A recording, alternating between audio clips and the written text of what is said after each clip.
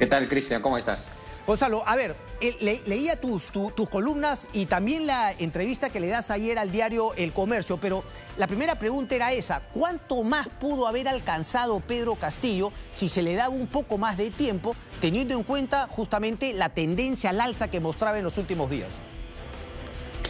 Creo que hubiera seguido creciendo. Sin embargo, también Castillo se beneficia un poco de haber pasado desapercibido por la opinión pública, ¿no? En los últimos días de la campaña de la primera vuelta pudimos ver que se conocieron varias denuncias, pero parecían casi intentos desesperados por frenar su arremetida. Yo creo que hubiera seguido creciendo, tal vez se hubiera enfrentado a un techo pasando esta semana y la próxima, donde hubiera tenido que resolver muchas de estas denuncias, pero lo que uno sentía es que había una emergencia realmente de la candidatura de Castillo, que no tenía rival en las regiones del centro y del sur del Perú. Tú has dicho, Gonzalo, efectivamente que casi, de alguna manera, casi una complicidad, ¿no? El hecho de que no se le haya puesto los reflectores al candidato Pedro Castillo. Digamos, un mea culpa de la prensa, es decir, al mismo tiempo también fue sorpresiva su crecida, ¿no? Comenzó a subir tremendamente en las últimas semanas. ¿Qué faltó ahí? Y en todo caso, ¿qué corresponde en esta segunda vuelta? Lo que sucede es que lo que se podía ver es que había una identidad política que no estaba siendo asumida por ninguno de los candidatos. En un momento Johnny Lescano la asume, ¿no? Pero producto de varias declaraciones desafortunadas comienza a caer. Entonces, esa identidad política, que también en un momento la asumió en el pasado Verónica Mendoza y que débilmente la asumió en esta campaña George Forsyth, iba a buscar a otro candidato. Ese movimiento que se ha repetido en las elecciones generales en el Perú desde hace muchos años, iba a buscar una representación. Entonces, seguramente con la caída del Lescano, lo que iba a suceder es que un candidato que podría agrupar ese mensaje de reivindicación y que provenía generalmente no de Lima, iba a comenzar a subir, ¿no? Entonces yo creo que el mensaje sería cuánto peso le damos a la visión territorial de la política, ¿no? Enfrascados a veces por lo que significa la campaña limeña, los medios de comunicación en Lima, perdemos lo más elemental de la política, que es la visión territorial.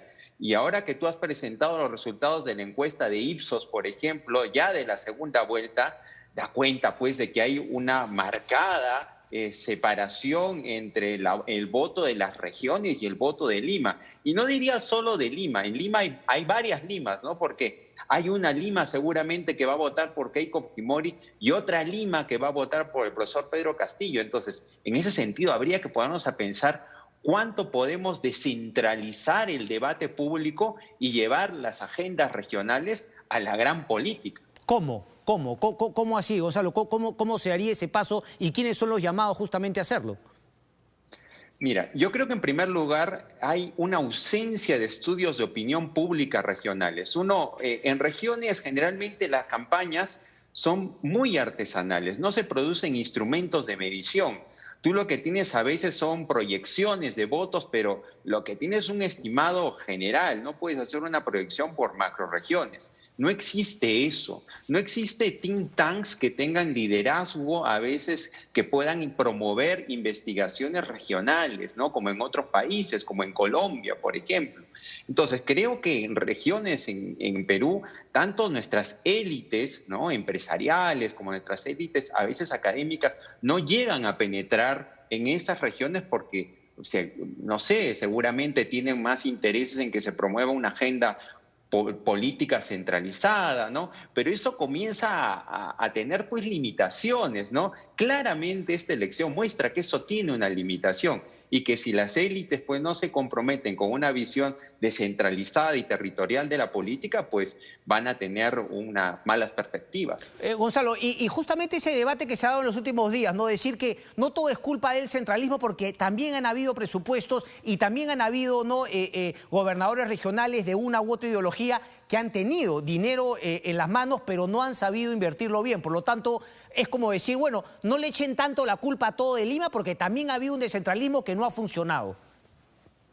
Sí, eso es cierto, ¿no? Ha habido gobernadores regionales muy malos, corruptos, pero habría que, lejos de sumarme a esas críticas, creo que había que pensar qué cosas se han hecho mal en ese proceso de descentralización, ¿no? ¿Por qué no ha habido organismos que han acompañado a las regiones? Se critica la ejecución presupuestal, se critica el planeamiento regional, pero desde que se han transferido muchas competencias, lo que no tenemos son transferencias de capacidades, ¿no? Hay recursos, pero en las oficinas regionales y en la de los gobiernos locales no hay capacidades, porque no tienes buenas remuneraciones, no hay un buen servicio civil, o sea, tienes un montón de posibles causas del problema que no solamente son la falta de ejecución. Es muy sencillo decir, esta región no ejecuta, porque está llena de incapaces.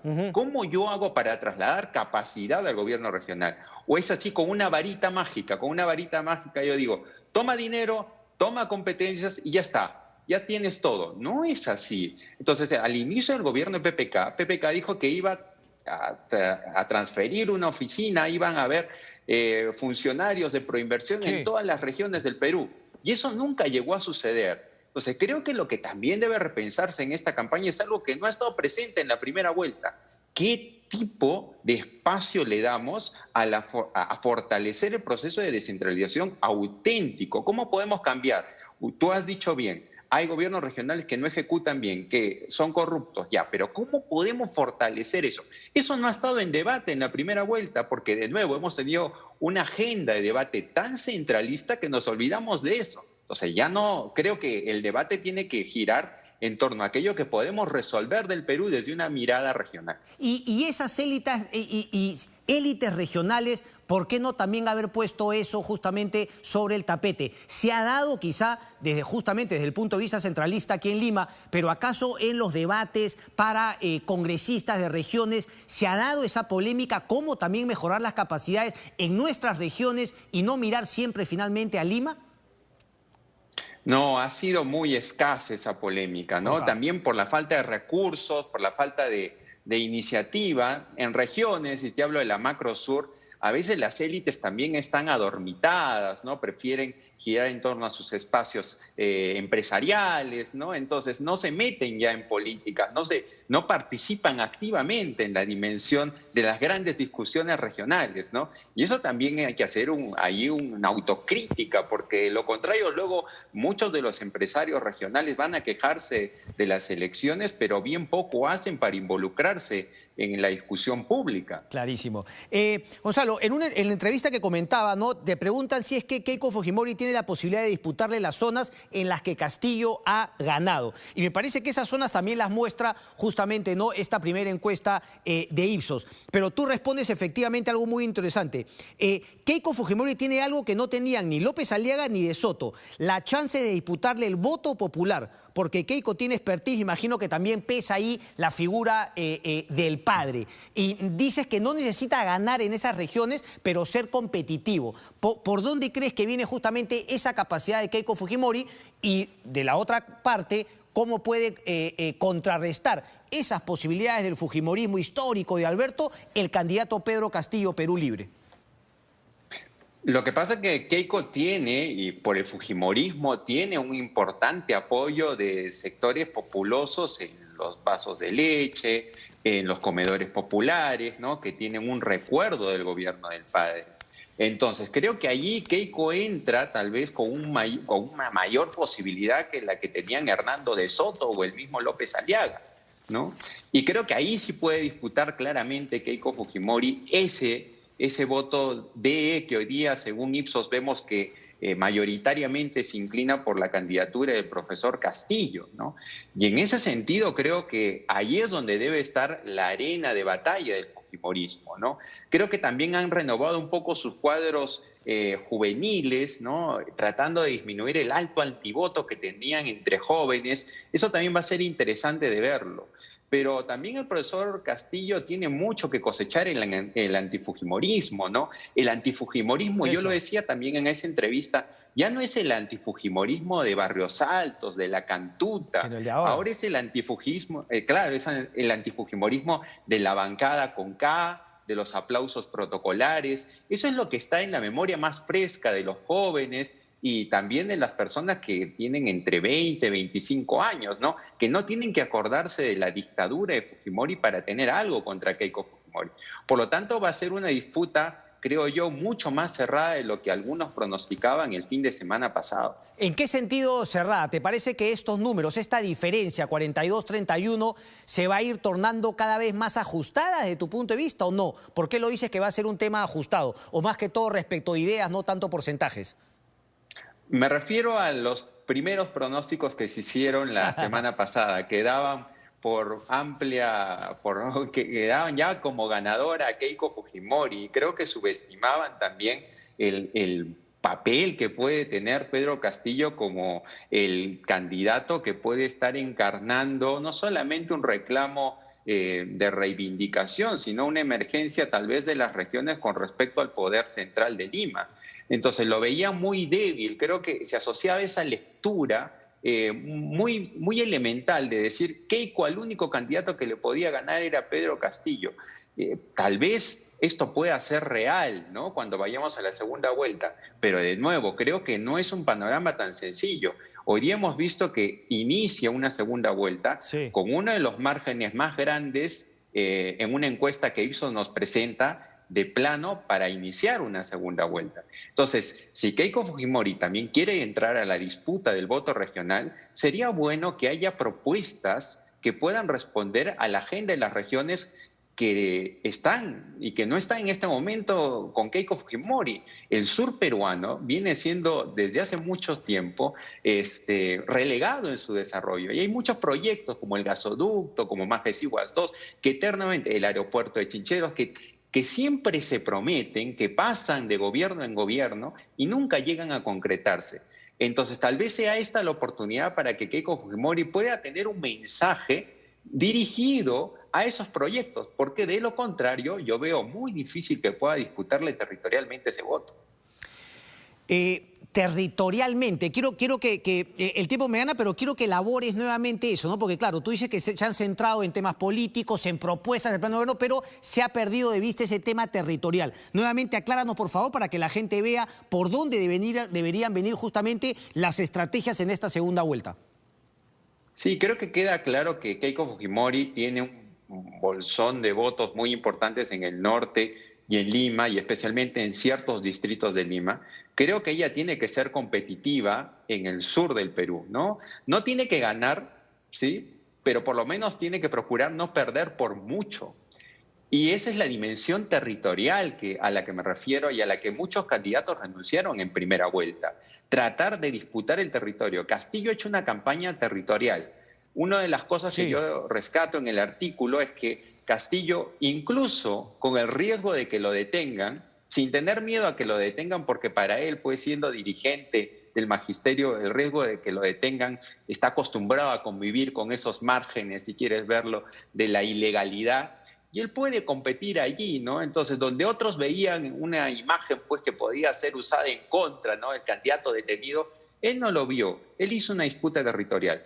Ahora, Keiko se enfrenta a prohibiciones que ya son judiciales. ¿Cómo va a poder suplir eso con los desplazamientos territoriales? ¿No? Eso va a ser muy importante en la política, ¿no? Y habría que ver cuál es la estrategia de Fuerza Popular. Yo lo escuchaba al señor Rospigliosi, que me antecedió, y realmente creo que si la estrategia va a ser simplemente atemorizar, ¿no? Porque lo que podría venir, Venezuela, etcétera. Así es, Venezuela. Yo he visto muchas definiciones esta semana, muchas definiciones que yo considero que tal vez son un poco prematuras, dada solo tenemos 7 días de campaña de segunda vuelta, que generalmente van a poner algo que Castillo utilizó en primera vuelta a favor de él. Porque los que hemos podido seguir la campaña de Castillo, hemos visto que el episodio que marca el quiebre y el crecimiento de Castillo es Mazuco. Cuéntala, por favor, porque quizá no muchos de nuestros televidentes la conocen. ¿Qué ocurrió en Mazuco? En Mazuco él es detenido por estar con sus simpatizantes no respetando el aislamiento social. Entonces, es algo que él siempre ha hecho en esta primera vuelta, ¿sí? No ha respetado mucho el distanciamiento social. Entonces, lo detuvieron, pero en lugar de sus partidarios avergonzarse de ese acto, rápidamente Cerrón y todos sus operadores políticos desarrollaron una lógica de la persecución. era el profesor Castillo perseguido por los poderes fácticos, ¿no? Que no querían que sea presidente. Y esa lógica de la persecución se instaló en las radios del sur y del centro del Perú, y en las redes sociales del Facebook del magisterio, que también manejan la facción del magisterio que apoya a Pedro Castillo. Sí. Y eso creció.